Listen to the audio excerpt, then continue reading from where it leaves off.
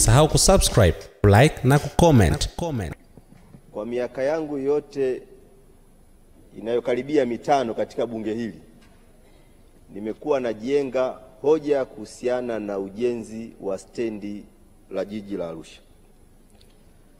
Sasa watu watashangaa naongelea stendi kwenye utumishi hapa kwa sababu kuna utawala bora. Wako TAKUKURU ambao nadhani wana kazi ya kufanya. Mheshimiwa Mwenyekiti Daktari Samia Suluhu Hassan alifanya kazi kubwa sana. Katutafutia mradi unaoitwa mradi wa TACTIC, mradi ambao unakwenda kuweka historia kwa kujenga stendi ya kisasa kwenye jiji la Arusha.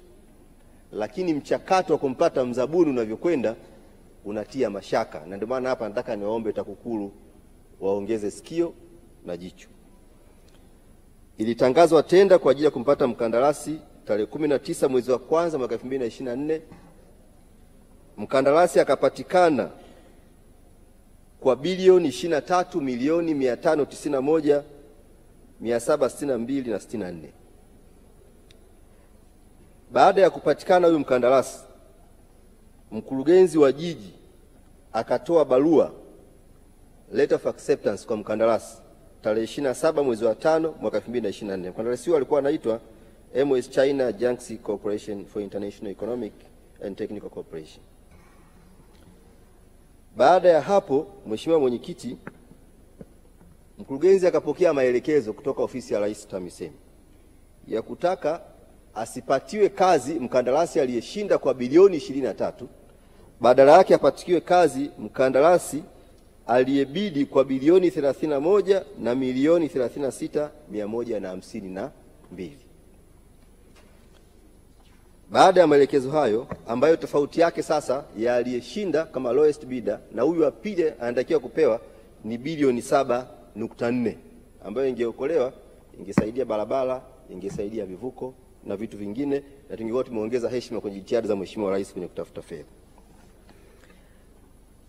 Baada ya hapo, michakato ikaendelea, ikaonekana kuna ugumu. Mkurugenzi wa jiji la Arusha ambaye alipokea maelekezo aliyosema kutoka ofisi ya Rais TAMISEMI tarehe 12 Septemba 2024, ilivyofika tarehe 3 mwezi wa 2 2025 akaicancel tenda hiyo. Baada ya kuona kwamba aliyeshinda bid ni ndogo, ukapewa maelekezo, mambo yakatoka katikati hapo, mchakato ukafutwa. Mchakato ulivyofutwa ikatangazwa tena tenda. Na moja ya kigezo alisema mkandarasi awasilishe ushahidi wa kwamba amefanya miradi isiyopungua dola milioni 46.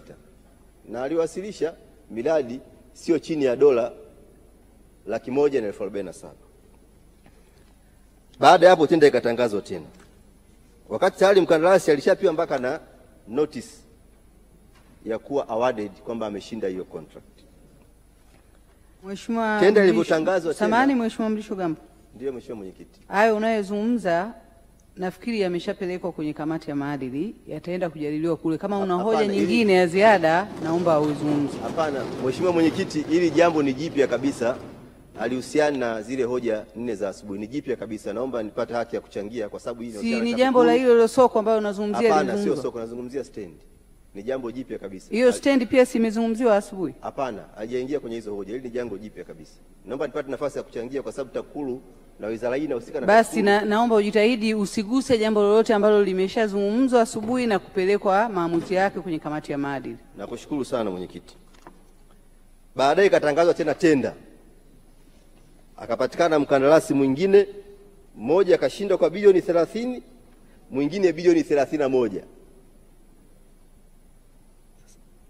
Anataka apewe aliyeshinda kwa bilioni 31, sio bilioni 30.